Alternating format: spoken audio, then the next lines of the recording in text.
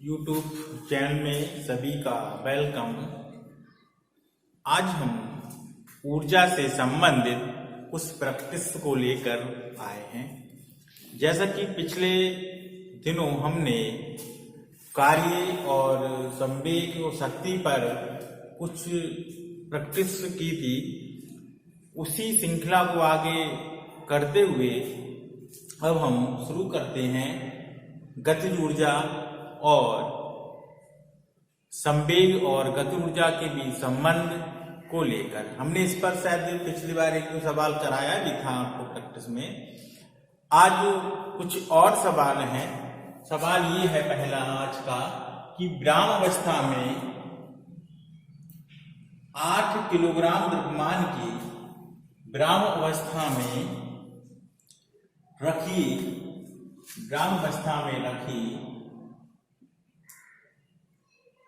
8 kilogram द्रव्यमान 8 kilogram द्रव्यमान की किसी वस्तु पर किसी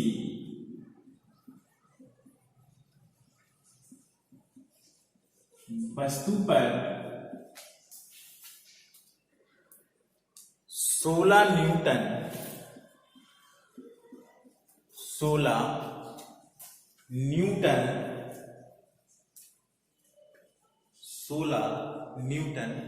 का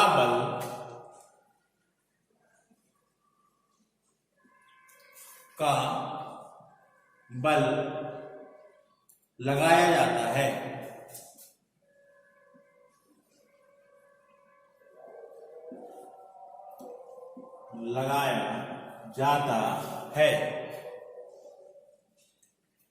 बल के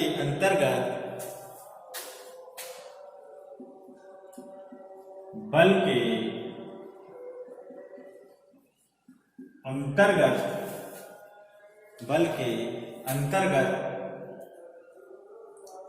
वस्तु द्वारा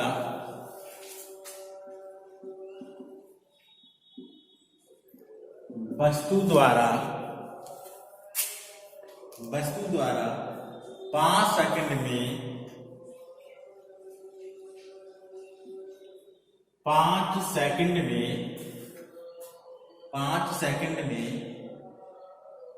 या 5 सेकंड समय में, जैसे करके लिख लो 5 सेकंड समय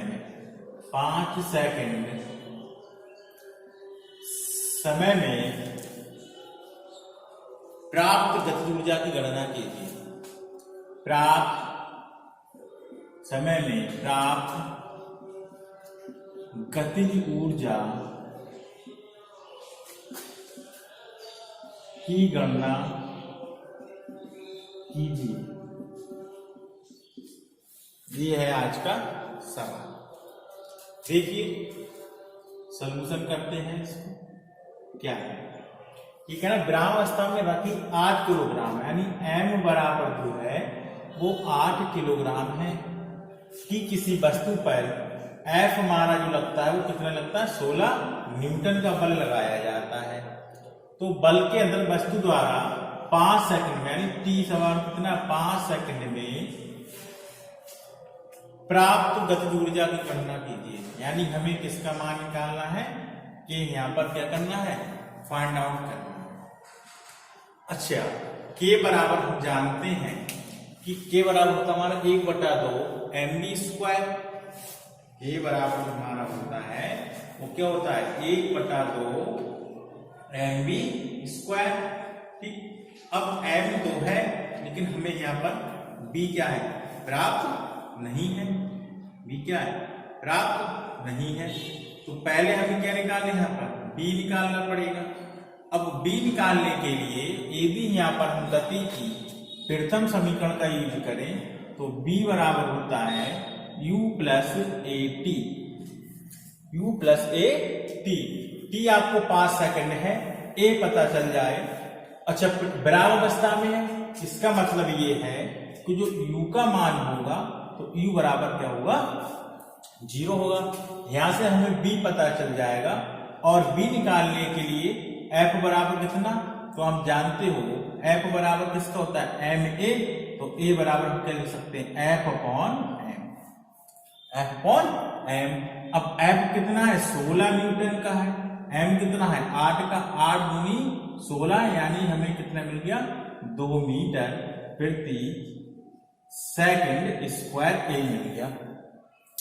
इसके मान इसमें रख दें समीकरण 1 में, इस वाली में, तो b बराबर u की जगह 0, a की जगह 2 और t की जगह कितना हमारे पास 5, कितना है 5, तो बराबर कितना मिलेगा b बराबर मिल गया 10, यानी 10 मीटर प्रति सेकंड। ये हमें यहाँ पर क्या हो गया, इसका मान प्राप्त हो गया। अब हमें केमिकल साधते हैं, k बराबर इसके आगे यहाँ पर हम बता रहे हैं k बराबर 1/2 एम बी स्क्वायर, तो 1/2 एम 8 और बी की जगह कितना 10 का स्क्वायर, तो 2 चौक 8 4 और 4 एम 10 का वर्ग करेंगे कितना आता है 100, 100 का मतलब कितना हो गया 400, तो कितना जूल ऊर्जा हो जाएगी गतिज ऊर्जा 400 जूल क्या हो जाएगी गतिज ऊर्जा हो जाएगी। क्लियर, नोट कर लें।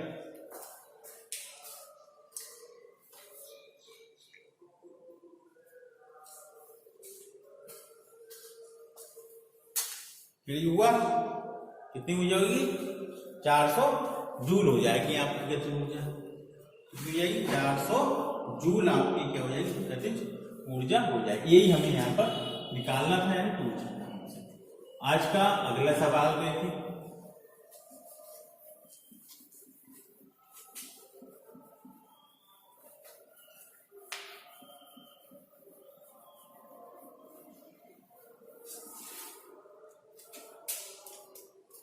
सवाल ये है यदि किसी पिंड की गतिज ऊर्जा, आज का दूसरा सवाल, यदि किसी पिंड की गतिज ऊर्जा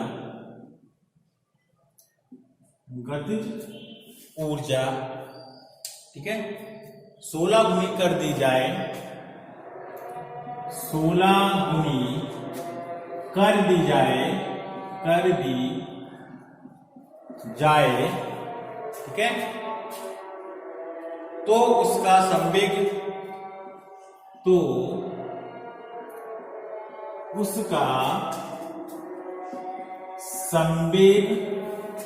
उसका संवेग कितने गुना हो जाएगा, तो उसका संवेग कितने गुना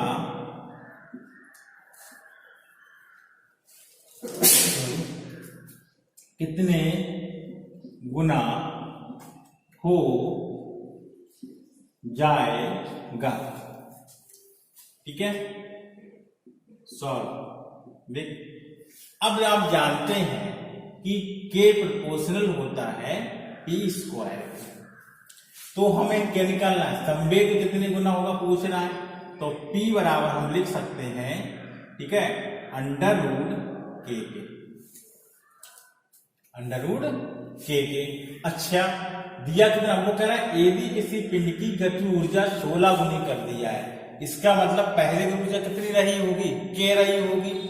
ठीक है, यहां पर हम इसको ऐसे भी अभी हमें बताएंगे, तो P बराबर √ कितना कर दें 16, और 16 का वर्गमूल निकालेंगे 4 होगा, यानी P कितना आएगा 4, यानी कितने गुना हो जाएगी 4 गुना, यानी संवेग कितना गुना हो जाएगा 4 गुना। ठीक, ये तो हम ऐसे सॉल्व कर सकते हैं। दूसरा तरीका इसका सॉल्व करने का क्या है, K1, तो K1 बटे K2 बराबर होगा P1 स्क्वायर बटे P2 स्क्वायर। ठीक, K1 बराबर K मान लें तो K बटे K2 बराबर, ठीक है, और ये K2 बराबर K1 बटे K2 बराबर, ठीक है, P बटे P2, इस पर स्क्वायर इस पर भी स्क्वायर होगा। अब K1 कितना दे रहा है, वो कह रहा है यदि किसी पिंड की गति ऊर्जा 16 गुनी कर दी जाए, इसका मतलब पहले गति ऊर्जा क्या होगी, K होगी, तो पहले K हो जाएगी और बाद में कितनी हो जाएगी 16K हो जाएगी। P स्क्वायर रहेगा और P2 स्क्वायर हमें क्या करना है, निकालना, K से K कैंसिल, इसका √ इधर लेके निकल के लाएंगे, तो P बटे P2 बराबर अंडर रूट 1 बटे कितना 16, तो P2 बराबर कितना हो जाएगा अंडर रूट 16P, यानी P2 बराबर 4P।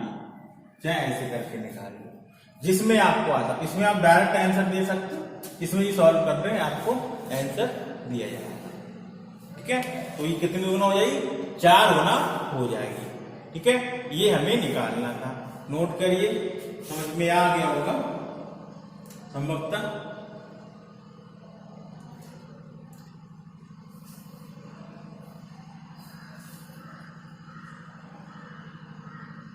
क्लियर हो गया। ठीक, एक सवाल और देखते हैं आज के लिए।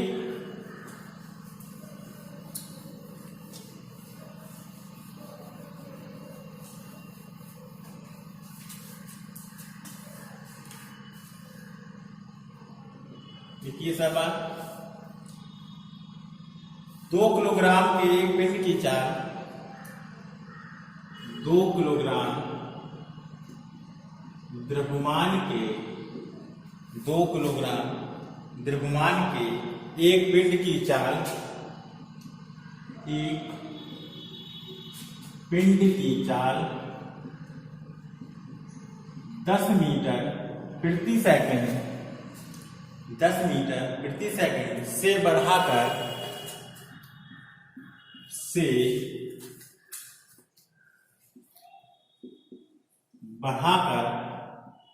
20 मीटर प्रति सेकंड 20 मीटर प्रति सेकंड कर देने पर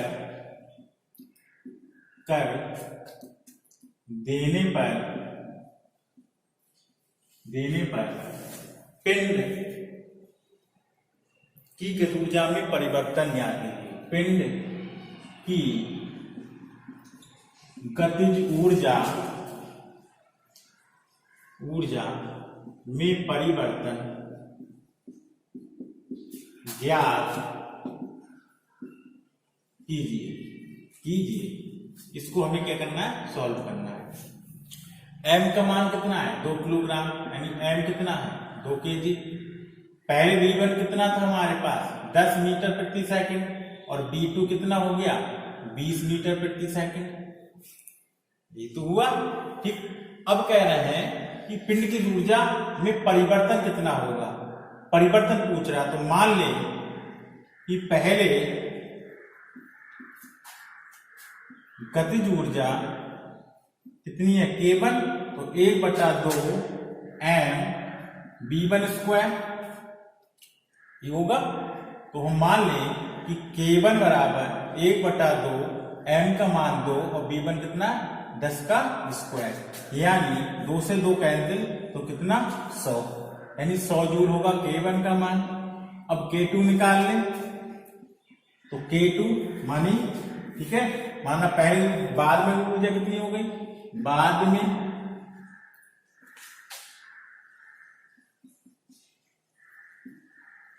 गतिज ऊर्जा K2 बराबर 1/2 m का मान 2 और B कितना 20, यानी 20 का वर्ग 2 से 2 यानी कितना 400 जूल। अब पूरा परिवर्तन कितना हुआ, तो K2 कुल ऊर्जा कितनी मान लें K, तो K में से क्या करते हैं K2 माइनस K1, यानी 400 माइनस 100 बराबर कितना 300 जूल। तो परिवर्तन कितने का हुआ 300 जूल का। परिवर्तन कितने का हो गया 300 जूल का। ठीक है, नोट करिए। क्लियर हुआ, जो परिवर्तन होगा वो कितना होगा 300 जूल का। ठीक, क्लियर।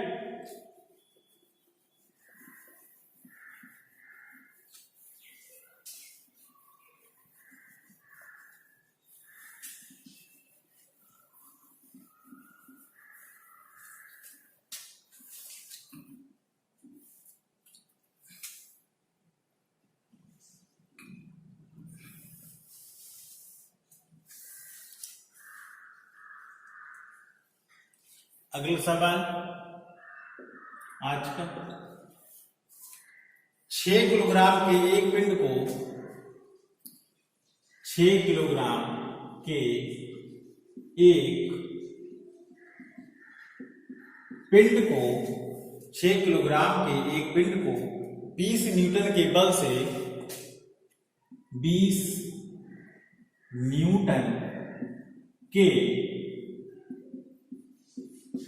बल से 20 न्यूटन के बल से 8 मीटर तक समान वेग से 8 मीटर तक समान वेग से 10 सेकंड में खींचा गया। 10 सेकंड में खींचा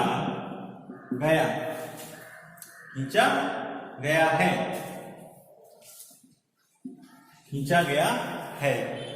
ज्ञात कीजिए नंबर एक कितना कार्य किया गया,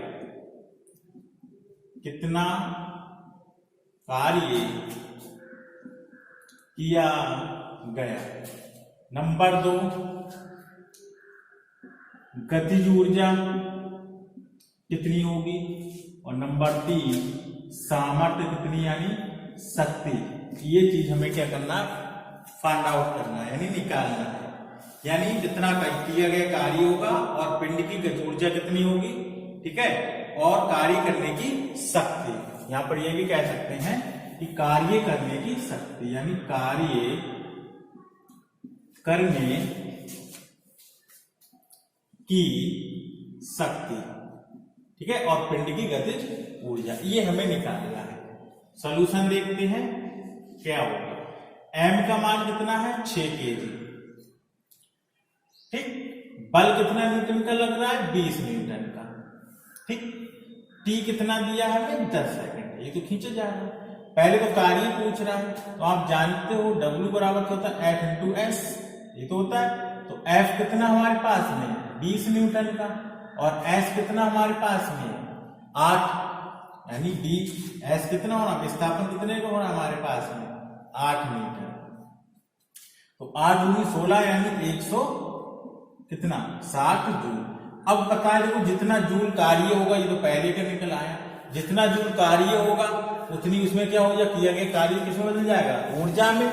इसका मतलब उसकी जो K होगा वो भी कितना हो जाएगा 160 जूल हो जाएगा, ठीक। अच्छा, सामर्थ्य तो P बराबर हम जानते हैं W अपॉन T, तो P W को हमारे पास कितने निकल के आया 160, ये तो आया।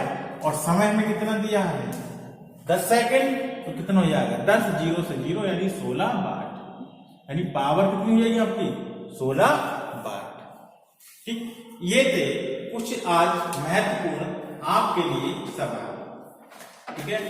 इस तरह से इस चैप्टर को लगभग हमने समाप्ति की ओर है।